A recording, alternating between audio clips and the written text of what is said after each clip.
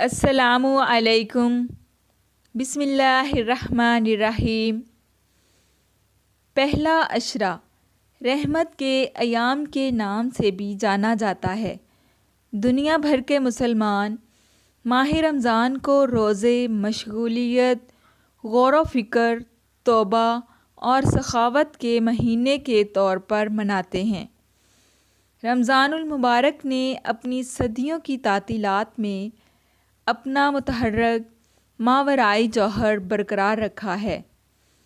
مسلمان روزے کے فوائد انعامات الہی کی صورت میں حاصل کرتے ہیں۔ رمضان کے مقدس مہینے کو 3 مراحل میں تقسیم کیا گیا ہے، جسے عشرہ کہا جاتا ہے۔ ہر عشرہ تقریباً 10 دنوں تک مومنین کے لیے خاص اہمیت کا حامل ہے۔ یہاں ہم آپ کو رمضان کے پہلے عشرہ میں روزے کے 10 اسباق بتائیں گے۔ اللہ تعالیٰ قرآن پاک میں فرماتا ہے، اے ایمان والو، تم پر روزے فرض کیے گئے ہیں جس طرح تم سے پہلے لوگوں پر فرض کیے گئے تھے، تاکہ تم متقی اور پرہیزگار بن جاؤ۔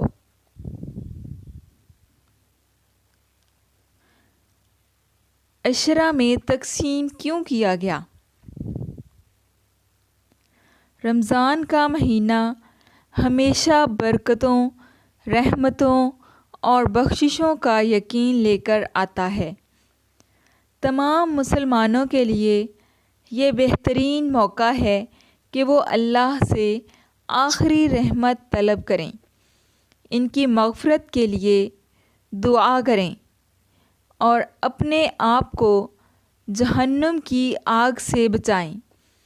اگر ہم اس مقدس مہینے کا تاریخی طور پر مشاہدہ کریں تو قرآن پاک رمضان کے مہینے میں تمام بنی نوع انسان کے لیے ہدایت کا سرچشمہ بنا کر نازل ہوا۔ ہمارے پیارے نبی حضرت محمد صلی اللہ علیہ وآلہ وسلم نے فرمایا، یہ رمضان وہ مہینہ ہے جس کی ابتدا رحمت، درمیانی مغفرت اور آخر جہنم کی آگ سے نجات ہے۔ رحمت اور برکت۔ پہلا عشرہ 1 سے 10 رمضان المبارک تک ہے۔ رمضان المبارک کے پہلے 10 دن رحمت کے ایام ہیں۔ ان ایام میں ہر مسلمان کو اللہ تعالیٰ کی رحمت طلب کرنی چاہیے۔ قرآن پاک پڑھنا بھی بہت ضروری ہے اور زیادہ سے زیادہ دعا مانگنی چاہیے، کیونکہ اللہ تعالیٰ اپنے سامنے بھیک مانگنے والوں سے محبت کرتا ہے۔ تینوں عشرے رمضان ختم ہونے سے پہلے انعامات کمانے کے طریقے پیش کرتے ہیں۔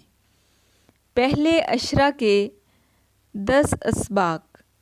جب آپ اللہ سے رحمت چاہتے ہیں تو اپنے ساتھیوں پر بھی رحم کریں۔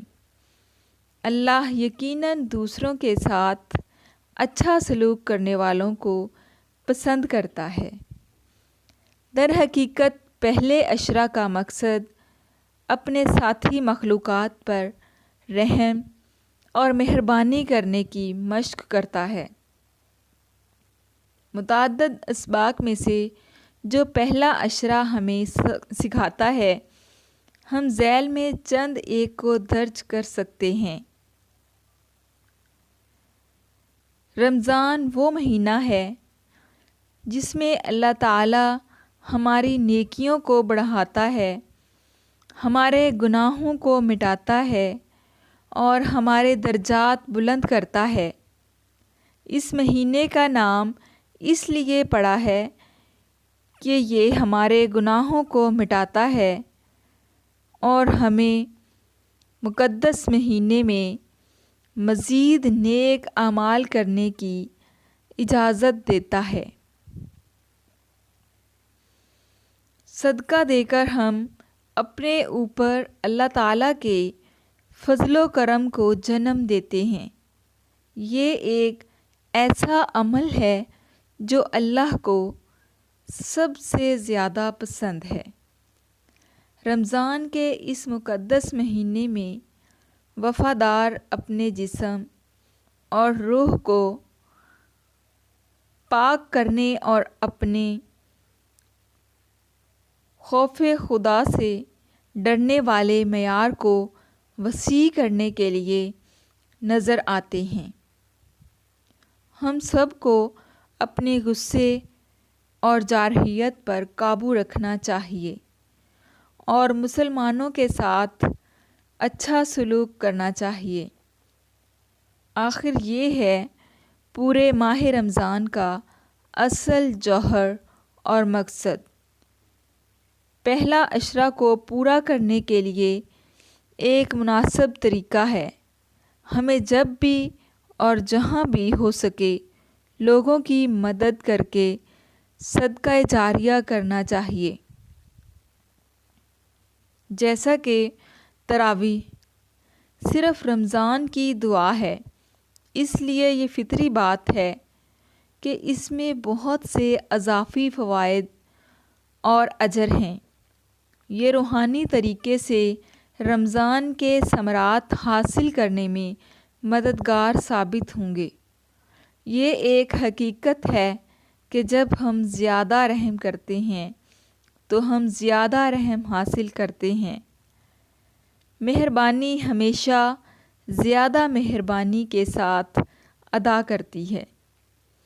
یہ پہلے عشرہ میں جنہیں ہم ظہور رحمت کے ایام سمجھتے ہیں، اللہ ان تمام لوگوں پر اپنی بے شمار رحمتیں نازل کرتا ہے جو اسے پاتے ہیں اور دوسروں میں شامل ہونے کی کوشش کرتے ہیں۔